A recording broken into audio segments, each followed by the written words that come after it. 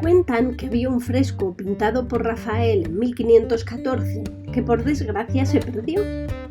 Mas por suerte, Marcantoni Raimondi tuvo a bien hacer en 1518 un grabado copiando la pintura que ha resultado ser un fantástico testimonio de ella.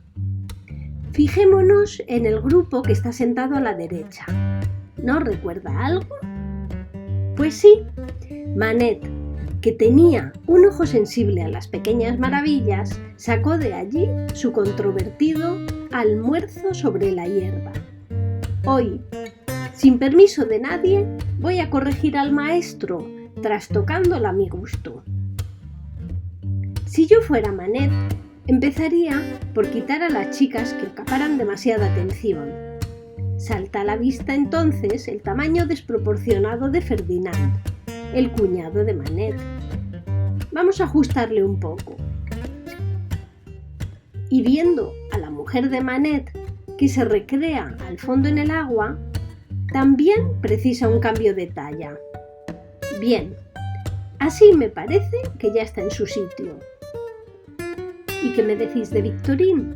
La mujer desnuda que con su brillo desmesurado casi eclipsa el conjunto. Habría que enderezarla un poquito para que no se caiga de espaldas. Mejor si ocultamos sus pies detrás del personaje que lleva el sombrero de fumar, que dicen es una mezcla de los dos hermanos de Manet. La rana del primer plano a la izquierda me parece pequeña en comparación con los personajes. Pero, ¿y si la ampliamos? ¡Uf! Para nada, se descompensa. Mejor nos olvidamos del sapo.